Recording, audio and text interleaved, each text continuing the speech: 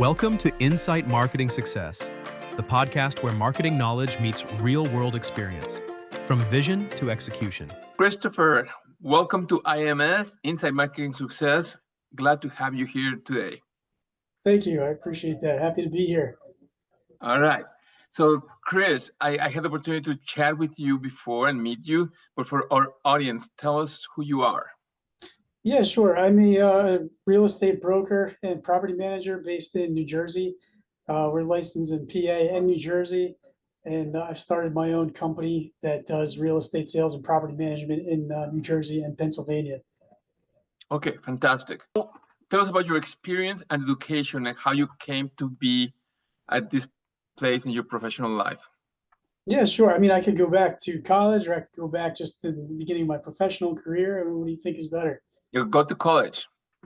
All right, so I went to Rutgers College from 2004 to 2008. So I don't know if you know where that is. It's in New Jersey here. I majored in economics, and I actually started out in financial sales. And being in financial sales kind of got me the start of my professional career.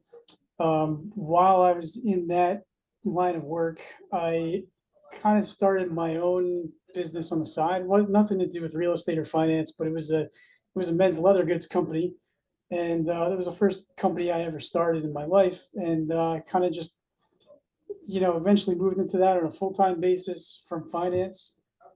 I did that for a bit, and I knew somebody who was involved in real estate, and the leather goods company had a good run, and it was kind of coming to a point where I either had to change it a lot or maybe get out and do something different. So I decided to get out and get involved in real estate. So I ended up selling, what I could from that business, and then got into real estate on the investment side. And when I say the investment side, I started with looking at homes to flip and doing wholesale opportunities from that point of view. And I realized that my sales experience, because, with the other business I had started, that was also pretty much selling. And I built that company up selling from cold calls and reaching out to people. And I said, I have the sales experience to do home sales too. So why not just get my license and apply my experience to that? Because the issue I had with the flips is that I was trying to finance a lot of it myself, and I could only do one at a time, and I couldn't scale it to a greater degree. And I've since learned that obviously, to scale flips, you can get private money and do it that way, which I wasn't really looking to do that at the time, but obviously I'm aware of that now. But bottom line is I got the real estate license to sell. And I also figured, if I get the real estate license, I'll know firsthand how the market is, because I'll be, like the fly on the wall. I'll know, okay, this is what some people are doing. This is what maybe some mistakes that some people have done are. And I've used that experience now to also do my own investments while I'm a broker and property manager. And so, like I said, I got the license, I built up a team. I was at another brokerage, and then I decided it was time to start my own because there were certain changes that had happened in the other one. And I said, I think it's better I just go on my own. And I opened up my brokerage with myself and an assistant. And now we're at, I wouldn't say we're a huge company by any means in terms of agent count, but I do have, it's 9 agents, including myself, or I think it's 10 of us, including myself. And like I said, we're doing property management and real estate sales, and that's kind of what led me to where I am right now. Well, that's a great story, following the American dream. So let's talk about when you went on your own in the beginning. You said you got an assistant and you went on, and there were 2 things that you had to do. One was to attract other realtors, and the other one was to get business, right? So tell us, how did you accomplish that? So in the beginning, I had, like you said, I had 2 options, right? I can either try to get more agents or try to do my own business, or do both. Now, in the beginning, very beginning, I wasn't focused on bringing more agents in. I was just focused on my own business. So I had an assistant, and I think it was like 1 or 2 other agents at the time that were helping me with my business. So I had a showing assistant, and then I had somebody that was helping with buyers, and then I was the listing specialist, and then I had the admin doing the admin work. So I kind of continued on that for a bit. While I was doing that, there were people that I'd come into contact with when I was at the other brokerage that I kind of reached out to, and I said, hey, I got my own boutique brokerage here. Were you curious I'm curious if you're interested in maybe coming on board and seeing how it is. So I used my personal relationships with other agents that I've done business with in the past to get some people to come on. And what I would say is that the people that are on here are more of experienced agents, and they're just kind of doing their own thing. And then I have my business as well, doing my own thing. So I'm not, like I said, at this point, I'm not looking to grow the brokers to about 200 or 100 agents. I'm more so looking to grow the overall business of the sales and property management, not necessarily just grow agent count. And there are other companies that they might say, well, they're focused on just growing the brokerage as a brokerage business. I wouldn't say I'm in that boat at this point. Okay. So in the process of, getting established, getting your brokers and selling and, creating a steady business, let's call it, what lessons have you learned? What mistakes were made that you wish like, okay, it was a mistake, but I learned something from that? Yeah, sure. So, I mean, I'll tell you one lesson I've learned due to the market change, because anybody that's been involved in real estate for at least the last 5 years or so, from COVID into now, they know that the market drastically changed for realtors' businesses. I would say probably starting from about maybe late 2022, early 2023 to present. And one of the things that I had to learn is to change the marketing in order to survive, because the marketing that I was doing back from, say, 2017 through 2022 was not going to get the best results from late 2022 into now. So we had to revamp the marketing to continue to get business. And that was a big thing, because the marketing from before was getting us a lot of business, and that completely changed pretty quickly. So we had to survive that, or I had to survive that, and figure out, okay, how can I basically revamp everything?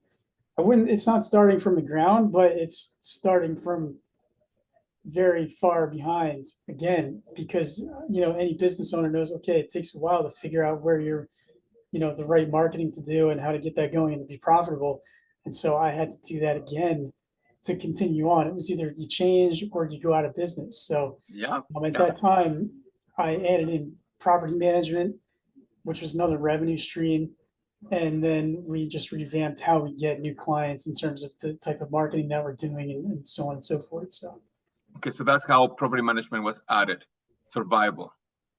yeah, it was added for survival. And plus, we had a lot of people that would ask, oh, do you guys do property management? And in the past, I would say, no, we don't really do that. But I started thinking, you know what? Why shouldn't we do it? So I got certified to fill in the gaps, because I've always handled rentals, but never full-fledged property management. I have my own rentals and things, so it's almost the same thing. But I got certified to fill in the gaps, and then added that line of business onto the brokerage. So nothing that I regret with that, because it's turned out well for me. Awesome. All right, very good. How do you stay authentic to yourself in a professional setting? That's a good question. I would say you have to kind of take an accounting of yourself and think about, where you are, what are you doing? Are you being honest with people? Are you following, are you being successful while also being true to your values? So I always take an account of myself and how, what I'm doing in business. Am I enjoying myself? Am I happy with the results? And am I achieving what I want in terms of my overall life? Okay, good. All right. As a leader, we have to take blame for mistakes the whole company makes and so forth. And at times, things can become overwhelming. So how do you stay grounded when things become overwhelming? What do you use? I like to give myself, space sometimes. So if things get overwhelming, I like to take a step back. I like to run, and I like to go out and do things. So, and one of my hobbies is riding a motorcycle. So maybe I'll go out for a run, or maybe I'll take a day, maybe go out for a motorcycle ride or something to clear my head, and then think of new ways that we can accomplish certain things. So if we're hitting a dead end with something, or we have an issue with a client, whatever the case may be, The best thing to do is to give your mind a break from it, because what I found is when you take a break, you go for a walk, you rest, new ideas start flowing into your head. Very good. That's a good one. All right, I'm going to ask you a question, this is a good one. Let's imagine that you're in a restaurant and you're in one of those booths and you can hear familiar voices behind you. And you realize it's three of your best friends talking, and they start talking about you. And they are saying positive things. What are those three things that you hope they will say about you? Well, I would think they would say that I have a lot of persistence and I don't give up easily. I have a lot of faith in God and Jesus, and that I'm an honest and trustworthy person. Those are the three things that I would like to hear, what I would hear. Very good. All right. Let's imagine that you can go back in time when you just graduated from college, from Rutgers College, and you're able to whisper in your ear, because now you have some wisdom, and you're able to go back in time and you'll say, Chris, what advice would you give yourself? Yeah, so I would say one, probably whisper all the stocks that have gone up in value. No, I'm kidding. No, I would say that as a business owner, it's easy to get it caught up and try to do everything yourself and basically just have another job of running everything. So in that sense, you're not really owning a business. You're just uh, doing a lot of work and doing things all by yourself. So I would say the advice that I would give myself is to put systems in place that can run for you to give you more leverage so that you can grow the business at a quicker rate, and I would say in a better way. Because if you're doing everything yourself, you are the business, and if you suddenly stop doing something for a week or two and get sick, well, then the business is now behind a week or two. So you have no leverage there. So it's very important as a business owner to, of course, yes, you have to do work, right? But you have to figure out what you can systematize and what you can outsource, and then what you have to do yourself. So that way you're not the only one running every single thing. Awesome. What advice would you give to any new marketing professional starting their career? I would say to any new marketing professional starting out that, when you try to find a way to marketing success, you want to try different things, but you don't want to go all in one thing too quick. You want to try some things out, see where you're getting returns, where you're not getting returns, see what's working, what's not working.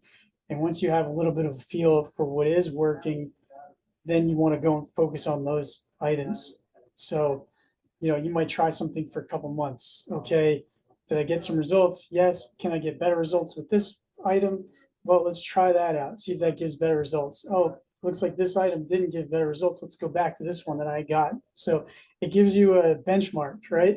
You try Yes. one thing, you hit a benchmark. Oh, can I improve that benchmark? Yeah, maybe we can improve it with that. Try that. Well, it looks like it's not improving. Let's go back to that one, add a different one on. So it's a lot of trial and error. But again, that's what business is about. If there was a specific roadmap, everybody would be in business and there would be no issues making money. So Yeah. So it's a continuous process of fine-tuning tactics, 100%. Is there anything else you want to leave people knowing about you? It's a good question. I guess I covered a lot of what I felt, people should know about me. I would just reemphasize that, that my values are important and include being trustworthy, honest with people at all times, and having faith in God and Jesus Christ. So those are the most important things, in my opinion. Yeah. Awesome. Chris, thank you very much for being part of IMS today. Look forward to getting to know you better and perhaps do some business.